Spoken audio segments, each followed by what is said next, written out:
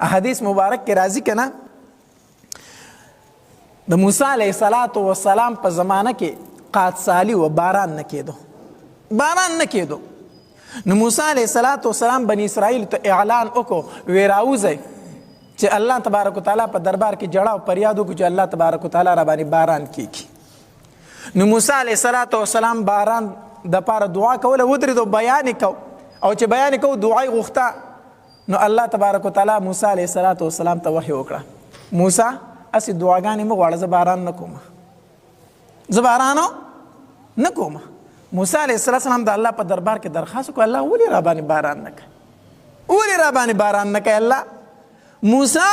تا ته چې دا کومه مجمع لګېدلې ده دا کوم خلک درته راټول شوی دی په دې کې یو ځوان داسې دی چې 30 کاله وشو مسلسل ګناه کوي 30 کاله پکې یو بنده دی یو ځوان دی مسلسل ګناهونه کړي دي ما ته توبه نه دي ایستلې موسی چې دغه بنده پکې ناسي که نه زه به تاسو باران نه کوم الله نو زه څنګه اوس دا خو په لکاو خلک ناست دی مجمع د غټه نو ما ته څنګه پته ده چې کم کس دی چې هغه زره مجمع نه وباسمه ته راته وایه چې دی په تاسو کې ناست وي زه به تاسو باران نه کوم نو الله ما ته څه پته ده چې کم یو دی الله تبارک وتعالی ورته وحی وکړه موسی ته صرف اعلان وکړه داسې ووایه چې په دې مجمع کې کم داسې کس وي چې 30 کاله مسلسل ګناهونه کړي دي او د الله په دربار کې توبه نه دی ایستلې هغه د مجمع نه پاسې هغې نه الله باران کوي ورنه باران نه کېږي دا اعلان ته وکړه موسی علیه السلام اعلان وکړو د الله دپاره په دې مجمع کې یو تن دی ډېر ګناهګار دی د دې مجمع نه دی وځي چې الله په موږ باندې څه وکړي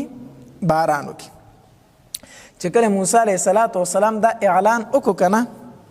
نو هر یو تن په انتظار و چې د مجمع نه به څوک پاسي اوس دا نوجوان په کې هم ناست دی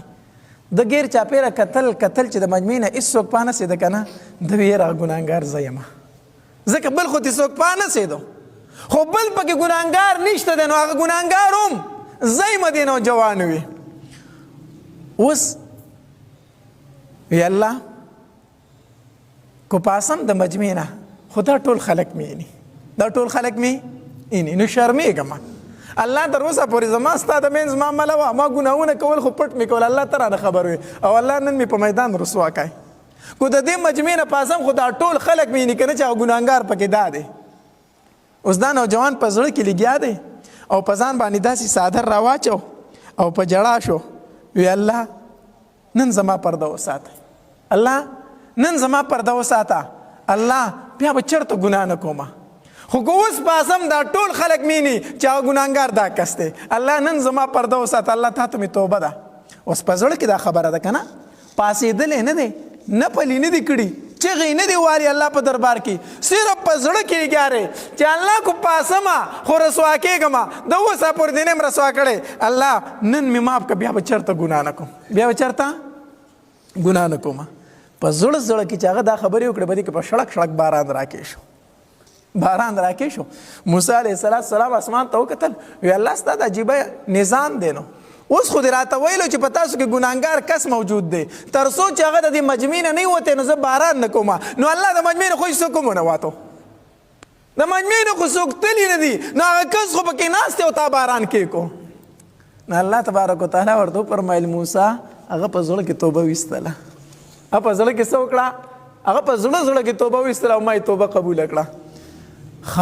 الله توبه ویستله موسی علیه السلام د الله په دربار کې درخواست وکړو وی الله خو یې راته ښیه که نه دا کس خو راته وښیه که نه چې دا څوک الله دا خو راته وښیه که نه الله د الله تبارک وتعالی شان ته ګوره ښه وی موسی